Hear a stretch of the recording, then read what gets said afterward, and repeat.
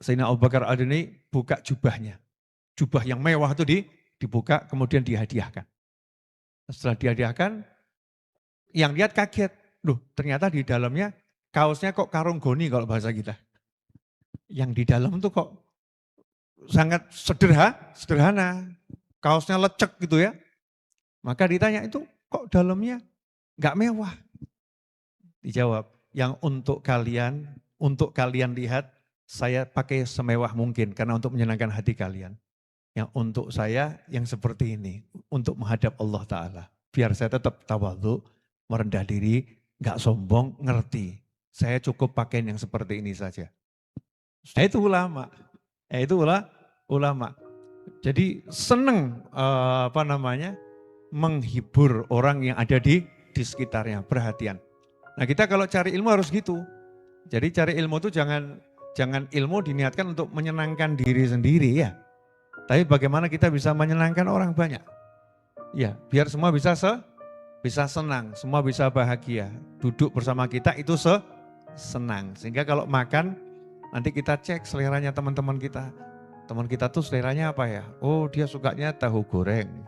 Oh dia sukanya tempe. Oh dia sukanya kambing. Oh yang itu gak suka kambing. Kalau kamu suguhi jangan menunya kambing terus. Nah, dia gak suka kambing gak akan pernah makan itu. Maka kadang-kadang ulama kalau jamu tuh dilihat orang, ini kok jamuannya mewah banget ya. Katanya ulama, tapi kok jamuannya mewah. Ada kambing, ada apalagi itu ayam ya, ada semua kok ada. Iya, soalnya tamunya macam-macam. Tamunya macam-macam tuh namanya cita rasa, dzauk. Ya, dzauk. Orang harus punya cita rasa. Alhamdulillah, inilah muqaddimah, belum ceramah. Loh, saya kan belum ceramah tadi. Emang udah? Belum kan ya? Alhamdulillah. Takut gak sadar nanti. Ya nanti kalau gak sadar tahu-tahu sampai sahur ya. Tahu-tahu sampai sahur. Kemudian besok kajian hilang semua. Ya, kemana? Izin gitu ya. Mau kodok tidur. Kalau pertemuan dengan Habib tidak bisa dikodok. Kalau tidur bisa dikodok. Itu hasil ngaji semalam Bib. Masya Allah, cerdas semuanya. Terutama Mas Angga di samping kanan saya. Langsung paham itu. Langsung paham. Ikhwani rahimakumullah. Jadi kalau kita lihat awal juz di surat Al-Baqarah ya.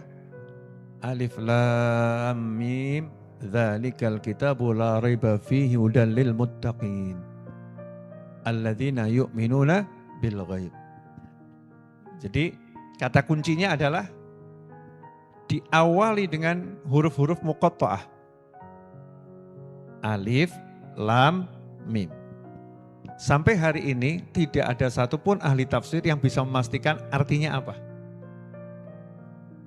Masing-masing memberikan arti tapi nggak ada yang bisa memastikan oh artinya ini. Qat'i gitu ya, nggak ada.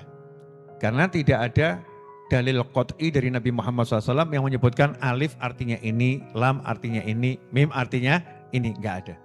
Maka di situ menjadi lautan ilmu buat para ulama.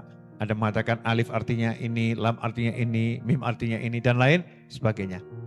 Sehingga pelajaran bisa dipetik, awal surat Al-Baqarah sendiri, Allah sudah memberi sesuatu yang abstrak. Yang penting kamu iman enggak gitu. Kamu iman enggak sama ayat pertama ini, alif, lam, mim. Itu punya makna yang luar biasa. Iman enggak kamu itu? Percaya enggak kamu itu? Karena syaratnya untuk bisa membuka ilmunya Allah adalah percaya sama yang gaib. Dzalikal kitabu la raiba fih hudal lil muttaqin alladzina yu'minuna bil ghaib. Jadi orang bertakwa itu ciri-ciri utamanya iman sama yang gaib. Pertanyaan saya, rezeki itu termasuk gaib atau enggak gaib? Nah, terus kamu iman gak sama rezekimu? Waduh, kelihatannya saya gak bakat kaya Bib. Nah ini bahaya ini. Wah kelihatannya susah tuh cari rezeki. Bahaya. Kita harus percaya kalau Allah udah ngatur rezeki kita masing-masing. Jadi jangan takut terhadap urusan rezeki. Alladzina yu'minuna bil ghaib. Yang namanya pahala itu kelihatan enggak? Enggak, padahal malaikat jelas nyatet, di kanan dicatat pahala kita. Datanya itu jelas. Pernah diceritakan ya, buat yang percaya-percaya saja ya. Karena zaman sekarang ada orang yang enggak percaya keramat wali. Jadi ada orang tuh enggak percaya karomahnya para wali. Mungkin dia hanya percaya keramat wali versi walinya dia. Bukan wali-walinya umat Islam. Kalau saya dengar keramatnya walinya umat Islam dimanapun saya percaya. Karomah soalnya ya. Namanya karomah. Nah itu ada seorang pemandi jenazah di sebuah daerah. Saya nggak akan sebutkan daerahnya. Ya, bukan di Indonesia, di luar Indonesia. Mungkin di Indonesia juga ada yang pernah ngalami, cuman kan nggak tertulis di kitab ya. Nah ini tertulis di kitab, ada datanya. Bukan asmuni, bukan asalmu muni. Datanya itu ada. Seorang pemandi jenazah wanita, yang mandikan juga wanita. Ini perlu buat antum yang cari ilmu dan yang punya ilmu. Tolong di wilayah masing-masing, upayakan kita tertibkan memandikan jenazah. Ini banyak mandikan jenazah perempuan ditonton satu kampung. Ya kan kadang begitu ya.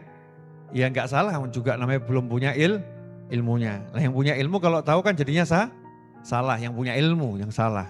Karena nggak menertibkan. Maka buat itu tim pemandi jenazah wanita. Salah satu pekerjaan tetap mertua saya adalah memandikan jenazah. Dan juga pekerjaan tetap bibi tertua saya adalah memandikan jenazah. Dan sudah melatih para pemandi jenazah wanita. Sehingga kalau ada wanita meninggal, betul-betul yang memandikan wanita yang ngerti. Bagaimana adabnya dan lain sebagainya. Itu yang paling penting itu. Fardu kifayah ya, fardu kifayah harus ada di satu wilayah yang memang bisa memandikan jenazah dengan betul. Nah, ini wanita mandi jenazah tadi ketika memandikan jenazah wanita yang sedang dia mandikan sempat terkejut karena tiba-tiba jenazahnya tersenyum.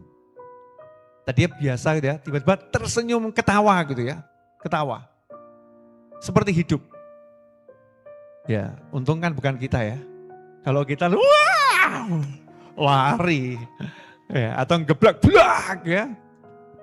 Bisa jadi yang dimandikan berikutnya ya. Karena kena serangan jantung. Ya. Nah, ini enggak santai dilihat tanda tanya. Enggak berani cerita ya, enggak berani cerita. Nah malamnya mimpi jenazah yang dia mandikan tadi ketemu di alam mimpi. Dan subhanallah ketemunya itu nanya. Saya lihat tuh kamu kok tadi waktu saya mandikan tersenyum kenapa gitu. Ada apa kok tiba-tiba tersenyum? Maka dijawab, iya tadi waktu dimandikan itu Allah Ta'ala pertontonkan semua amal saya. Ya semua amal saya dipertontonkan. Jadi yang dicatat malaikat itu diputer filmnya. Nah salah satunya adalah saya pernah ngasih makan cempe. Cempe itu apa? Anak kambing. Gak enak kan nyebutnya anak kambing. Enak mana? Cempe. Betul kan ya? Saya sengaja tadi ngomong gitu. Ya. Saya pernah ngasih makan anak kambing. Kepanjangan deh. Saya pernah ngasih makan cempe. Selesai. Nah ketika saya ngasih makan cempe tadi itu, anak kambing yang lucu itu, anak kambingnya itu waktu saya kasih makan itu memang lucu dia. Cara makannya lucu. Saya waktu masih makan dulu seneng. Nah, dipertontonkan itu. Saya lihat anak kambing itu lucu, saya ketawa. Jadi catatannya ada nih. Nah pertanyaan kita nanti kita kalau di style filmnya yang keluar apa itu? Makanya yang apa sering-sering kontak malaikat sebelah kiri. Malaikat sebelah kiri ini tolong kita lobby yang bagus. Tolong malaikat dihapus di format ya. Format, deep format. Tolong ya, deep format. Factory reset, udah hapus total. Ngomong sama malaikat sebelah kiri. Kalau yang kanan tolong ditambah-tambahin ya. Kita ajak ngobrol, punya malaikat kanan kiri nggak pernah diajak ngobrol. Malaikat nggak seperti, nah katanya alladzina yu'minuna bil ghaib. Ini malaikat ada nih ghaib itu, percaya enggak? Giliran malaikat gaib kurang dipercaya. CCTV. CCTV gaib itu ya. CCTV-nya nyata, tapi itu ngerekam atau nggak ngerekam kan nggak ngerti ya. Nyala atau nggak nyala nggak ngerti. Gaib itunya. Dipercaya, ditakutin. Malaikat yang nyata Allah bilang ada di sini. Raqib, atid. Nyatet beneran itu. Benar-benarnya nyatet. Kita kok abai gitu. Nah, ini orang-orang yang mau tahu rahasia Al-Quran tuh mereka betul-betul percaya sama yang gaib. Bahkan sara ghaibu ka'annahu iyanan. Yang gaib itu seakan-akan tampak nyata. Alhaakumut takatsur hatta zurtumul maqabir. Ya kan? Itu kalla sawfa ta'lamun. Katanya nanti kalau udah punya ilmu yakin menurut surat Alhaakumut takatsur, nanti kita walaupun hidup bisa melihat itu nyata. Ya, bisa melihatnya nyata. Bagaimana itu nikmat kubur dan siksa kubur buat orang-orang yang tertentu. Jadi ilmu itu bisa membawa kita pada kenyataan walaupun yang nyata itu belum kelihatan. Kok bisa begitu bagaimana ya? Tidak usah jauh-jauh. Orang yang ahli ngelamun itu, ahli ngelamun. Punya ilmu ngelamun. Ngelamunkan kopi nggak pakai minum, udah merasakan nikmatnya kopi itu. Masya Allah. Sudah dia. Itu baru ngelamunkan kopi. Bayangkan kalau melamunkan surga. Masya Allah. Pernah dicoba? Tidak pernah. Allah ceritakan surga itu macam-macam sifatnya di Al-Quran, betul ya? Hadits Nabi Muhammad SAW juga menceritakan. Tapi kita nggak pernah ngelamunkan. Nggak pernah. Diceritain warung kopi, kafe di suatu tempat. Diceritain temennya, kafe di suatu tempat, duduk ngelamun. Seandainya ngopi di sana sama si dia, Masya Allah. Deep ngelamun. Ngelamun yang sangat di alam. Sampai senyum-senyum di syuting sama temennya. Ngelamun kedawan nih. Temennya sampai syuting tuh ya, ini ngapain dia senyum-senyum sendiri, turun ngelindur apa ngelamun. Ternyata dia ahli ngelamun. Dengan ilmu data yang dia miliki, dia bisa melamun yang luar biasa sehingga buat dia seperti tampaknya nyata. Nah, bayangkan bagaimana orang yang melamunkan data-data Rabbul Alamin. Data-data dikumpulkan, dilamunkan. Nah, kalau data itu kamu berikan kepada ChatGPT dan kawan-kawannya, ya ChatGPT dan kawan-kawannya, atau pakai DeepSeek Qwen, pakai Gemini dan teman-temannya, ya, terus kamu bilang tolong buatkan gambar menurut data seperti ini. Itu yang namanya AI, bisa melamun lebih pintar dari kita itu. Ya bisa melamun lebih pintar dari kita. Karena kita nggak pernah latihan. Pertanyaannya, pernah nggak melamunkan Nabi Muhammad SAW? Kan gaib Nabi SAW ya. Buat kita sekarang gaib, ada di alam barzah. Tapi beliau bisa disaksikan gitu. Ya bisa disaksikan lewat alam mimpi atau lewat data. Ya lewat data. Data apa? Imam Tirmidzi dalam kitab Asy-Syama'il sudah menjelaskan bagaimana ciri-ciri fisik Nabi Muhammad SAW. Habib Ali Al-Habsyi dalam Simtu Durornya di pasal-pasal yang terakhir sebelum doa sudah menjelaskan ciri-ciri fisik Nabi Muhammad SAW. Yang kulitnya merah tapi enggak merah jelek gitu ya. Hamra, merah yang cantik, merah yang indah. Dahinya lebar tapi bukan lebar yang jelek, lebar yang bagus. Tinggi tapi enggak jangkung. Ya, tinggi tapi enggak jangkung. Tinggi kalau jangkung kan jelek, yang melengkung itu kan jelek. Ini tinggi tapi enggak jangkung. Nabi Muhammad SAW. Nah, pernah enggak kita tuh melamunkan Nabi Muhammad SAW? Nah kalau enggak pernah melamunkan, bagaimana kan mimpi bertemu Nabi Muhammad SAW? Ngelamun aja enggak pernah. Dilamunkan. Nanti kalau dilamunkan tuh yang gaib akan tampak nyata. Bayangkan kalau kita sudah bisa menghadirkan surga di hadapan kita. Apa masih butuh hiburan yang lain? Mesam-mesem. Mesam-mesem. Kelingan video dari surga. Masya Allah. Itu kan dia tidak butuh hiburan yang lain. Makanya orang-orang soleh itu di dunia sudah berada dalam surga. Karena Allah tunjukkan ciri-cirinya. Ditunjukkan ciri-ciri itu biar dilamunkan, biar diangan-angankan, biar dikangen-kangenkan. Kan begitu ya. Tapi sekarang coba Kita dengar surga cuman surga. Ya surga. Bahkan ketika kita ngaji bab begini ada yang tidur. Ada.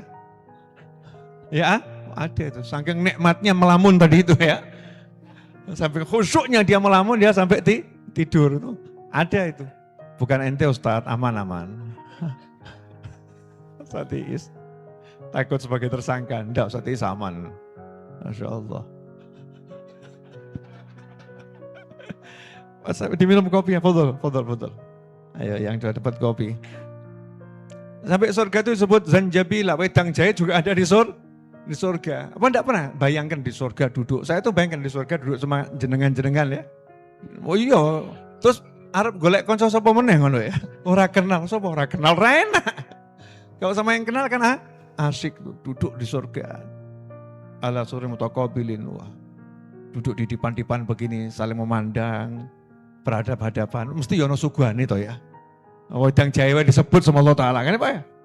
Wedang jahe disebut. Kalau masalah susu tuh bukan gelas yang disebut, sampai sungai susu. Saking turah-turahnya tuh ya. Sungai susu, cuman dia beda rasa. Beda rasa. Tuh, minuman di surga itu kalau seruput pertama, seruput kedua rasanya lebih enak. Seruput ketiga lebih enak. Dan rasanya beda terus. Sehingga ada bosannya. Minum kopi 3 gelas, terus bosan, terus cukup. Durian ya, durian tuh kalau kita makan, sepongge asik, 2 pongge asik, 3 pongge asik. Segini, blenger. 2 mabuk. 3 mungkin masuk rumah sakit. Asam lambung kambuh. Nggak kuat. Tapi di surga enggak, setiap lidah kita dibuat sama Allah, nikmatnya itu berganti-ganti lebih enak. Enggak ada kata bosan lah. Pernah enggak ngelamunkan surga gitu? Ngelamunkan saja itu melupakan hutang, saudara-saudara. Jadi kalau antum kok mumet mikir hutang, duduk ngelamun swarga. Insya Allah lunas. Iya, karena begitu habis ngelamun swarga kan seger ya. Akhirnya semangat.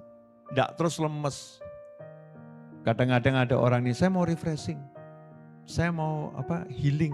Alah, healing. Healing kok aduh men ya. Mau healing aja kok menyiksa diri, perjalanan 8 jam. Naik ke atas selama 7 jam. Sampai di sana lihat 10 menit terus hilang. Balik ke peleset jelungup mati. Na'udzubillah min dzalik. Kok repot men. Healingnya mukmin ya boleh, lihat pemandangan itu boleh. Tapi kan itu enggak bisa setiap saat, betul ya? Nah, ini kalau duduk, Masya Allah habis sholat, subhanallah. Bayangkan surga. Sholawat 10 kali pagi. Allahumma sholli ala sayyidina Muhammadin wa ala alihi wasallam. Bayangkan Nabi Muhammad SAW. Kira-kira hidupnya asik atau enggak asik? Asik. Nah, kita tuh dikasih yang asik, yang mudah, sukanya yang angel. Namanya juga manusia dablek. Kita ini kita ini manusia dablek. Tapi ya enggak apa-apa. Namanya manusia kan ya, sumyal insan likat rotinisya nih. Manusia disebut manusia karena banyak lupa. Orang lupa tuh boleh, yang penting ingat kembali. Kalau tidak kan bahaya, hilang akal namanya. Ya kalau tidak bahaya, namanya hilang akal. Lupa ingat, it's okay, enggak apa-apa. Itu namanya manusia. Jelas semuanya? Alladzina yu'minuna bil ghaib. Kata kuncinya di situ. Jadi mari kita bermain-main sama yang gaib. Mukmin tuh gitu. Beb, maksudnya gimana? Bermain-main sama yang gaib, sama demit-demit kurang kerjaan gue. Ada orang jalan, Beb tempatnya angker. Ramadan setannya di bondo kabeh. Jangan kamu tuduh dia lagi tidak bertugas. Tidak ada. Ya, Ramadan setannya pada pergi, ditangkap setan-setan itu. Jadi jangan, tempatnya angker, tempatnya serem. Ramadan tidak ada, suwung, sepi. Ya, sepi, ya suwung ya. Ini bahasa lama itu. Suwung, sepi, tidak ada orang di sana, tidak ada setan. Setannya ditangkap semua. Yang saya maksud bermain-main dengan yang gaib itu, semua janji Allah Ta'ala itu kan sesuatu yang belum terjadi. Benar kan?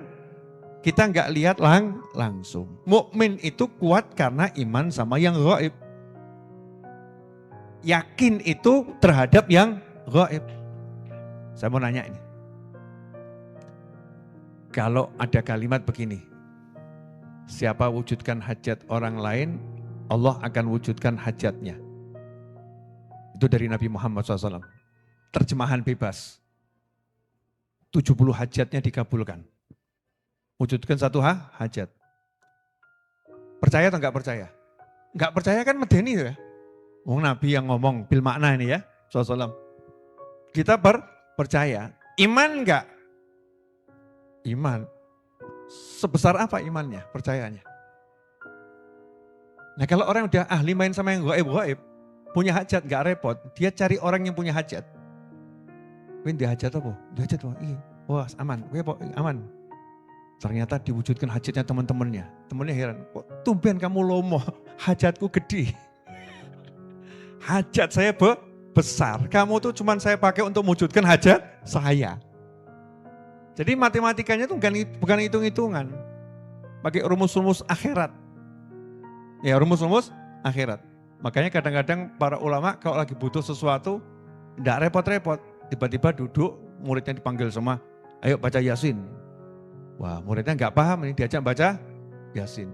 Sementara ulamanya punya ilmu. Siapa membaca Yasin 41 kali hajatnya diwujudkan sama Allah Ta'ala. Ya sudah 41 kali 10 orang kan ya. Yakin mana kamu sama punya tabungan terus berangkat ke pasar belanja? Saya mau nanya tabunganmu di bank itu gaib atau nyata? Gaib. Nyatanya kalau udah kamu tarik, kamu pegang namanya nyata. Kalau masih angka namanya gaib. Kenapa? Enggak bisa. Bahkan kalau mau ngambil dalam wujud yang fisik, itu ada jamnya. Kalau di banknya, betul? Kalau di ATM, ya cari dulu ATM-nya. Ya. Bahkan kalau kamu mau transaksi elektronik, jam 12 malam, jam 1 malam, apa yang tertulis? Maintenance. Sedang perawatan sistem. Betul kan ya? Padahal itu kan katanya milikmu sendiri. Nah kalau sama janjinya Rabbul Alamin kenapa tidak bisa seyakin itu? Saya punya Allah. Allah berjanji akan wujudkan hajat saya kalau saya wujudkan hajatnya orang lain. Bisa yakin enggak? Ini kok golongan sini pada termenung kenapa nih? Sudah mulai ngantuk kah? Hah? Gimana mas? Yakin enggak? Pilih mana kamu? Matematika yang ruwet atau matematika yang mudah? Matematika yang mudah. Matematika yang ruwet itu ya semua dihitung ya. Hitungan ruwetnya luar biasa. Matematika yang mudah itu sederhana begini. Saya senangkan kamu pasti saya disenangkan Allah. Selesai. Jadi kalau pengen senang caranya gimana? Senangkan orang lain. Kan enak toh? Gak repot ya? Gak repot. Saya bagi, maka saya akan dibagi juga. Dapat bagian juga. Jadi kalau pengen dapat bagian yang banyak, caranya bagaimana? Banyak bagi. Banyak bagi kan harus banyak duit. Sopo saya ngomong, beli kacang sekilo digodok, dum loh. Wah kayak dulu ya. Kacang godok, bener kan ya? Semua makan kacang godok. Telo, semua makan telo yang suka. Bohong, blanggreng, makan kopi, Masya Allah. Kopi sekilo bisa buat orang banyak. Kan dibagi ke orang banyak itu. Nah kalau kita suka bagi ke orang banyak, maka Allah akan buat orang banyak berbagi untuk kita. Sederhana atau rusuh itu? Sederhana. Ini buat semuanya ya, ilmu. Tolong dicatat baik-baik. Buat yang berumah tangga. Rahasia jangan di-share. Jadi nanti kalau kamu punya istri, yang belum, yang sudah ya dengarkan baik-baik ini. Mas Angga dengarkan ini. Mas Angga kan udah punya istri gitu loh ya. Biar istrinya tenang, saya umumkan kalau beliau sudah punya istri. Kadang istrinya khawatir juga ini. Banyak santriwati, enggak tahu status suami saya. Nanti kalau ngakunya single gimana gitu kan. Ya bagus ya. Umum nih live jadi biar yang lain juga tahu Mas Angga udah punya istri, namanya istrinya Lady. Masya Allah. Masya Allah. Mas Roto juga dengarkan Mas Roto. Mas Roto juga udah punya istri namanya Dani. Betul Mas Roto? Ahmad Suroto namanya Dani. Ini Mbak Dani kalau ada ya dengarkan. Kalau di rumah juga dengarkan. Ada Dani. Nah itu Dani. Mas Suroto, nanti kalau kamu punya istri. Kamu punya istri udah ya lupa saya. Tuh Dani. Angga ini. dan yang lain, para suami. Nah kok tiba-tiba istrimu ruwet?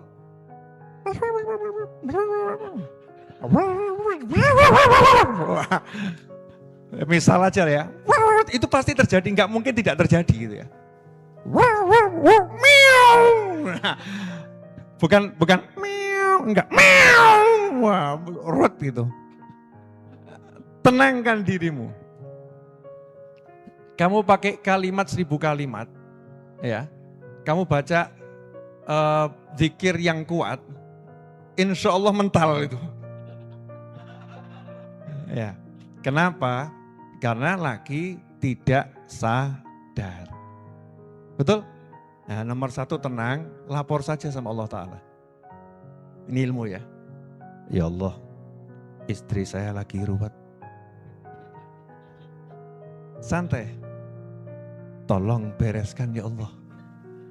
Dengan cara yang baik, lemah lembut. Because I love her so much. Masya Allah. Ya, terus kamu mulai. Ini ya Allah, saya mau senangkan Ustadz Iis, saya kirim pisang goreng ke Ustadz Iis. Masya Allah, Ustadz Iis dapat kiriman pisang goreng. Padahal ini lagi melobi Rabbul Alamin. Saya dengan senangkan Ustadz Iis, ya Allah tolong senangkan saya dengan rubah istri saya jadi lembut kepada saya. Cuman gitu caranya. Ojo mbok, tidak rampung-rampung. Sama juga sebaliknya, kalau nanti kamu punya suami, kebetulan suamimu tuh kok tiba-tiba menyeringai, ya, menyeringai, atau tidak menyenangkan, cara menyelesaikannya itu sederhana. Kamu senangkan ibumu, senangkan ayahmu, senangkan kakakmu, tapi kamu niatkan, ya Allah jadikan suami saya menyenangkan untuk saya. Paham enggak nih? Jadi kalau kita menyenangkan, kita pasti akan disenangkan, tapi itu diarahkan. Terus tadi kan masih liar gitu ya, masih bebas. Kita arahkan, senangkan sama siapa ini?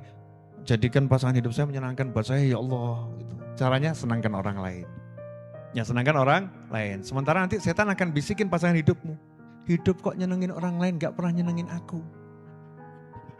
Ono ki setan iki ono. Ya, saya apal sama setannya, saya sering berinteraksi sama dia. Ya, hidup kok cuman mikirin orang lain, gak pernah mikirin aku. Tuh, dengarkan tuh, kalau nyenengin orang tuh paling besar, apalagi nyenengin istri. Ki setan nih. Kita alim, tapi saya setan itu.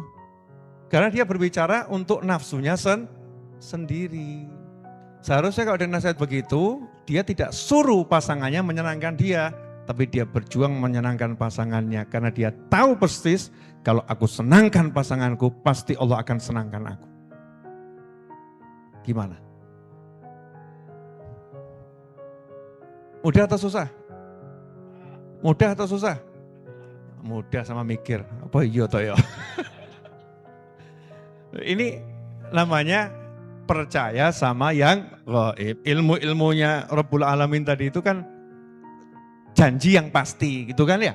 Tapi karena sifatnya gaib kita nggak mudah percaya gitu. Nggak jadi keyakinan. Tapi kalau propagandanya orang-orang propaganda, 7 cara agar menjadi orang yang sukses dalam menjual. Wah, langsung kita suruh ikut bayar sekian. Ya, padahal tuh orangnya nggak sukses juga gitu.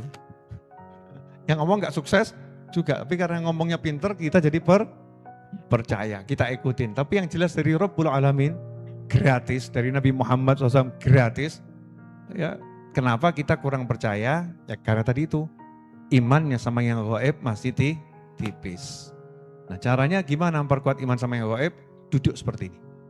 Baca kisah-kisahnya orang-orang yang soleh. Oke, jam 12, 1/4, udah setengah jam dari terakhir saya lihat. Kan tadi lihat jam 12 kurang 1/4, sekarang 12 lewat 1/4. Terasa enggak? Ya dirimu ini aku kadem nih. Ini di sini adem, kemarin dimatikan sekarang nyalakan semua dingin, Masya Allah. Enak di sini kan daripada di sono. Iya, di sini kan agak private ya. Jadi ngomongnya bebas, itu di luar teman-teman lagi kerja bakti menyelesaikan bangunan. Nanti insya Allah Jumat depan saya pengen dudukan di situ. Ya dudukan di luar sana situ lihat langit. Kalau enggak hujan ya insya Allah ya. Sambil seruput kopi, suasana outdoor. Terus kita buat api unggun gitu ya. Wah, ajib. Mau. Terus sama beli jagung ya. Bakar jagung serasa di puncak gunung. Berkhayal enggak apa-apa, praktek langsung. Ya serasa di puncak gunung. Ya ngaji yang senang-senang gitu loh. Namanya juga membayangkan dahulu ketika sahabat tuh ngaji bersama Nabi Muhammad SAW. Itu di perkebunan, ya di perkebunan menyenangkan. Jangan dibayangkan tuh serem itu. Kadang-kadang kita bayangkan kan serem. Menarik itu majelisnya Nabi Muhammad SAW. Ikhwani rahimakumullah. Nah ini iman sama yang gaib. Karena itu saya lebih percaya kepada bukan teori. Ya, kalau yang lain kan masih teori ya. Kalau ilmunya Nabi kan ilmu, bukan teori. Teori itu masih butuh dibuktikan. Ada margin of error-nya, itu namanya teori. Dengan banyak percobaan-percobaan, maka teori itu dikatakan ini teorinya bagus karena tingkat kesalahannya sedikit. Betul begitu ya? Nah, tapi kalau ilmunya Nabi teori atau ilmu? Ilmu. Sesuatu yang pasti. Maka saya lebih percaya ilmunya Nabi daripada teori pakar sehebat apapun. Tanpa kita mengecilkan teorinya pakar ya. Saya lebih percaya ilmunya Nabi Muhammad SAW. Jadi Nabi mengatakan ya, di antaranya Nabi Muhammad SAW. Beliau mengajarkan kepada kita semua, kalau silaturahim itu memperpanjang usia dan akan menyebabkan harta itu berkembang besar. Tumbuh hartanya, silaturahim. Jadi kalau kita lagi dalam keadaan kok sempit rezeki, solusinya apa? Silaturahim. Nah, silaturahim itu ada ilmunya. Bukan ujuk-ujuk jedul tempatnya Pak D tangan kosong. Oh ini Pak D kok senangnya kelihatannya rujak. Ya, bawakan rujak. Biar seneng. Bude senangnya apa? Yang lama enggak kita temuin ya. Nak dulur, sepupu, temuin. Silaturahimnya dirajinkan tuh. Begitu silaturahim dirajinkan, lihat tuh nanti. Pasti rezekinya lancar. Itu bukan teori soalnya. Pasti rezekinya lancar. Pertanyaannya, bisa percaya atau masih apa yo? Mana? Yang mana itu? Percaya atau masa sih? Ayo mari kita coba. Oh, ilmu Nabi kok mari kita coba. Harus yakin ya, percaya penuh. Karena ini ilmunya Nabi Muhammad SAW. Tidak mungkin salah. Zero error. Ya, zero error. Tidak ada error. Margin of error zero. Itu ilmunya Nabi Muhammad SAW. Karena bukan teori yang perlu pembuktian. Ini ilmu pasti. Jadi kalau jenengan merasa, ya Ustadz, Yai, Guru, Habib, Syekh, kok rezeki saya ini kok kembang kepis gitu ya. Kok rasanya sempit, kenapa? Cek toh, silaturahim kamu itu kendor atau rajin. Mungkin kita hanya silaturahim ke 1-2 orang. Mungkin bibi yang jauh lama enggak dijenguk. Mungkin paman juga lama enggak dijenguk. Mungkin sepupu sudah lama enggak disapa. Silaturahim itu namanya menyambung hubungan dengan kerabat, bukan dengan teman. Saya silaturahim terus sama teman-teman saya, koncomu. Orang masuk silaturahim. Jadi silaturahim itu sama rahim, bukan sama teman, bukan sama sahabat, bukan sama kenalan, bukan sama tetangga, bukan. Itu silaturahim tetangga bagus. Tapi bukan itu, silaturahim. Siapa rahim itu? Paman, bibi, kakek, nenek, mertua. Ayah, mertua, ayahnya mertua alias kakeknya, neneknya istri. Kemudian keponakan kita, kakak kita, adik kita. Kalau kita rajin silaturahim kepada mereka semua, rezeki lancar insya Allah. Rezeki lancar. Ada yang ngomong, Bib, tapi kok saldo saya tetap segitu ya? Nah, rezeki lancar itu perlu diperjelas. jangan persempit rezekimu. Jadi rezeki itu maknanya luas. Makanya kamu kalau butuh rezeki yang spesifik. Rezeki ada namanya rezeki sehat. Itu juga rezeki. Rezeki jodoh yang menyenangkan dunia akhirat. Itu rezeki. Rezeki anak. Rezeki fulus. Duit. Itu juga rezeki. Nah biar dapat semuanya yang ngomong, ya Allah saya minta rezeki fulus lancar gitu ya. Nah kamu nggak spesifik rezeki lancar, ternyata sehat. Terus bilang, kok saldo tipis? Nah sehatmu nggak bawa hitung kok. Sehat nggak bawa hitung. Ini ada satu pendapat, di belakang ada Bu Dokter tuh. Ya ada Bu Dokter. Orang-orang yang sibuk mengejar 70% yang tidak dipakai dalam hidupnya, maka nanti di akhir hidupnya akan menghabiskan 70% hartanya untuk ke dokter. Karpe pi, ngopi dulu. Ngopi dulu.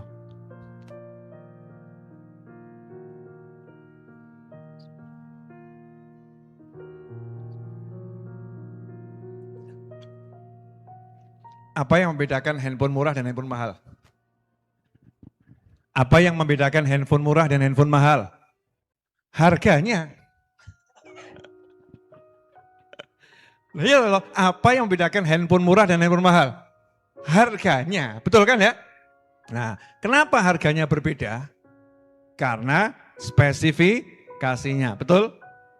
Pertanyaannya nih, orang yang beli handphone mahal, entah mereknya apa, harga 25 juta, 30 juta, 15 juta, iya. Itu spesifikasi yang dia beli tadi, kira-kira yang dia pakai betul berapa persen? Kameranya misalnya ya, apa betul dipakai dengan begini, ini, apa langsung cepret? Ya langsung cepret, betul? Kemudian ada ini keistimewaan ini, ada ini, dipakai semua? Enggak, yang dipakai hanya 30%, yang 70% enggak dipakai. Kamu cek nanti orang yang punya rumah mewah, ya punya rumah mewah, jangan pondok pesantren ya, karena super mewah. Pondok pesantren itu kan luas, betul kan ya? Rumah yang paling mewah itu pondok pesantren, karena rata-rata 1000 meter, 2000 meter, 5000 meter. Rumahnya orang-orang kaya itu paling berapa meter sih? Kalah sama rumahnya santri, betul kan ya? Rumahnya santri itu luas, kamarnya banyak nggak? Banyak, rumahnya santri. Rumahnya santri itu kamarnya banyak. Tapi rumahnya orang-orang kaya, segede apapun kamarnya, sedikit. Kamarnya sedikit. Ada ruang ini, ada ruang ini, ada ruang ini. Coba kamu cek. Nanti yang betul-betul dipakai dari ruangan rumahnya itu berapa persen? Gak nyampe 50%. Yang betul-betul dipakai. Selebihnya itu nafsu. Kasih ini, kasih ini, kasih ini, kasih ini, kasih ini. Mungkin sebulan pertama dipakai, setelah itu nggak dipakai. Ini hasil penelitiannya orang-orang terhadap gaya hidup manusia. Nah daripada kita sibuk mikirkan tadi yang 70% tadi nggak penting, lebih baik hidup kita tuh mikirkan yang goib-goib tadi loh, asik. Ya, mikirkan yang goib. Kira-kira doa apa ya kalau saya baca itu langsung malaikat berdatangan melayani saya. Mau nyatet doanya tadi loh. Kan ada tuh malaikat langsung sibuk datang pengen melayani mencatat doanya tadi itu. Bayangkan kalau kita baca satu doa kemudian Allah perintahkan, gunung ikut kamu zikir sama dia. Seperti Nabi Dawud alaihissalam. Nabi Dawud itu kan berzikir ya sendiri. Nabi Dawud berzikir sendiri. Tapi zikirnya Nabi Dawud tadi menggetarkan jagat raya. Sampai Allah ngomong sama gunung-gunung, ya jibal, hei gunung-gunung ikut zikir bersama Dawud.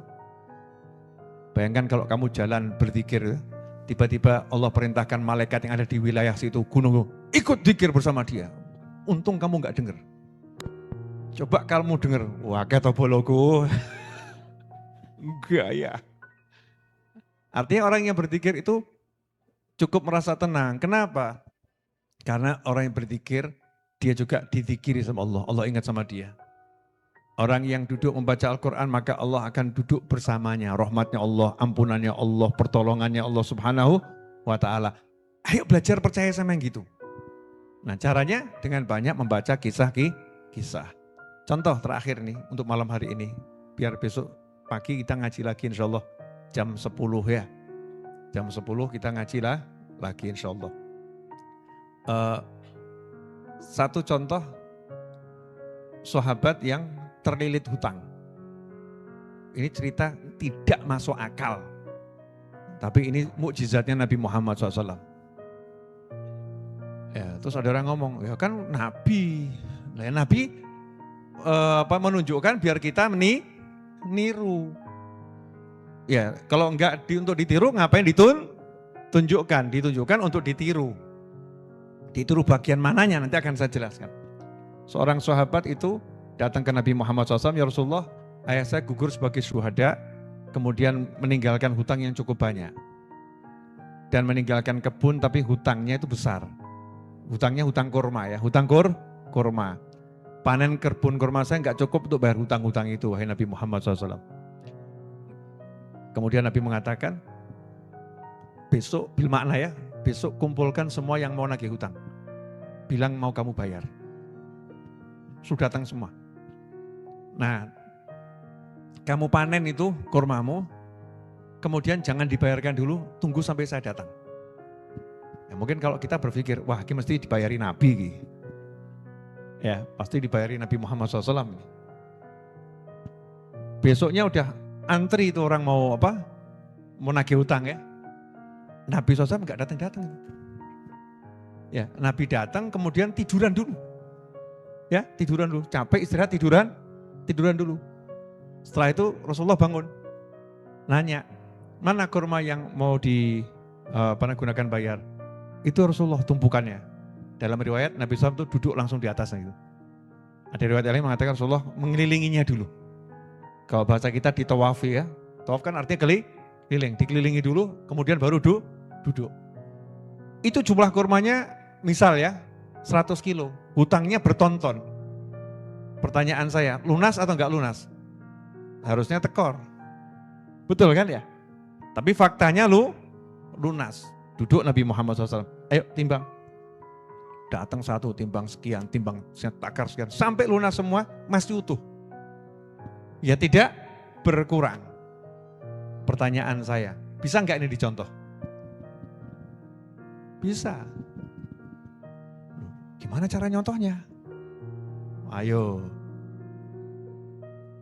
Jangan nyontoh nabinya, enggak mungkin bisa kamu.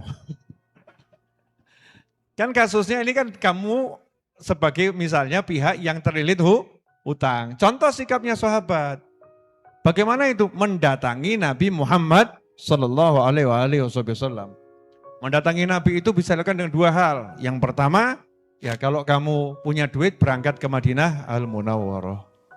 Langsung sowan Kanjeng Nabi Muhammad SAW. Mungkin utangmu kan gede gitu ya. Kalau buat berangkat ke sana masih cukup lah gitu. Kalau paling tidak ya jual motor gitu. Motor 2 dijual kan ya. Berangkat ya. Motornya istrinya, motornya dirimu dijual berangkat umroh. Terus kita naik apa? Ya kan anjuran pemerintah. Kendaraan umum dipakai. Betul kan? Pakai kendaraan umum itu kan anjuran pemerintah. Berangkat. Sampai sana lapor pada Nabi Muhammad SAW. Ya Rasulullah, dahulu sahabatmu punya hutang banyak. Menghadap kepadamu dan kamu selesaikan. Sekarang saya punya hutang banyak. Tolong selesaikan hutang saya, Nabi Muhammad SAW. Boleh enggak gitu? Boleh. Itu satu. Yang kedua, murah meriah. Ya murah meriah. Kalau kamu susah, ikut aja maulid. Ya Nabi salam alaika. Itu kan kita ngomong, hey Nabi salam untukmu. Ya Rasul salam alaika. Di-hati hadirkan betul Nabi Muhammad SAW. Bayangkan menghadap Rasulullah SAW. Ya Rasulullah hutang saya banyak, tolong bereskan. Ya bantu saya bereskan. Hadirkan betul. Itu cara yang murah meriah. Nah sedikit biaya. Termasuk murah sedikit biaya. Al-ulama warathatul anbiya. Para ulama pewaris Nabi. Datang saja ke tempatnya para ulama yang benar-benar ulama orang soleh. Saya punya hutang banyak, tolong doakan. Tolong bantu duit. Dijawab, podo. Iya, ulama ini bukan tempatnya duit, tapi tempatnya doa. Seperti Nabi tadi, tidak datang ngasih duit tapi ngasih doa. Kan begitu ya, ngasih doa. Kalau nggak punya duit ya doanya yang jalan. Maka ngomong sama ulama tadi, tolong doakan saya. Gak usah banyak cerita, saya ruwet ditinggal kayak, lagi pesan teko pisan kayak ruwet. Ya, kebanyakan curhat. Singkat saja, Yai, guru, ustadz, saya datang jauh-jauh ini punya masalah besar. Utang saya banyak, mintakan sama Allah biar lunas. Selesai. Ya waktu itu teman saya itu, Mas Indra itu, hadir hall ke Guru Zaini ya. Saya bilang, sana Mas Indra datang hall Guru Zaini, sampaikan ke Guru Zaini. Guru Zaini, saya datang hall jauh-jauh, Habib Novel punya utang 400 juta harus segera dibayar. Mintakan ke Allah agar lunas. Alhamdulillah itu lunas. Udah saya ceritakan, kedawan ceritanya gue. Oh ya, tersolusikan. Gitu caranya. Ini buat yang percaya-percaya ya, nggak percaya tolong jangan tonton video ini lagi. Please. Yang nggak percaya jangan tonton video ini lagi, jangan. Ya kamu mau labelin video ini apapun terserah, bebas. Tapi buat yang percaya, begini caranya, datangi orang soleh, minta doanya. Ziarah ke Nabi Muhammad SAW, minta didoakan Nabi Muhammad SAW. Waktu maulid hadirkan dalam hati, seakan-akan di hadapan Nabi Muhammad SAW. Sampaikan ke Rasulullah SAW. Karena Nabi kita itu ada. Wa'alamu anna fikum Rasulullah. Ketahuilah di tengah-tengah kalian ada Nabi Muhammad SAW. Tafsirnya itu macam-macam. Kalau dijelaskan sekarang sampai sahur. Kamu senang, aku yang kedinginan. Bukan tidak senang tapi kedinginan dan saya lagi ngomando teman-teman yang bekerja. Yang bekerja menyelesaikan pekerjaan yang belum tuntas. Kalau siang hari teman-teman saya itu tidak bekerja, kalau malam hari mereka bekerja. Tahajudnya, qiyamul lailnya itu menyiapkan tempat untuk para pencari ilmu. Hakadza walafu minkum. Semoga berkah manfaat. Allahumma salli wa sallim ala Sayyidina Muhammadin miftahi babi rahmatillah. Adada ma fi ilmillah. Salatan wa salaman daimaini bidawami mulkillah. Wa ala alihi wa sahbihi. Allahumma ja'al fi ta'atika farahi wa sururi. Wa fi mardatika jami'a umuri. Allahumma ya alim bihalati. Wa muttali ala sarairi wa niyati. اقضي جميع حاجاتي واغفر ذنوبي وسيئاتي وتجاوز عن خطيئاتي وزلاتي وتقبل جميع حسناتي وسامحني فيما مضى وما يأتي واكتبني في ديوان ساداتي واسلك بي سبيل نجاتي في حياتي ومماتي اللهم إني طامع في عطاك راغب في رضاك مستسلم لقضاك فاكتبني من أولياك واسلك بي سبيل هداك وألحقني بأصفياك وصلى الله على سيدنا محمد وآله وصحبه وسلم والحمد لله رب العالمين آمين.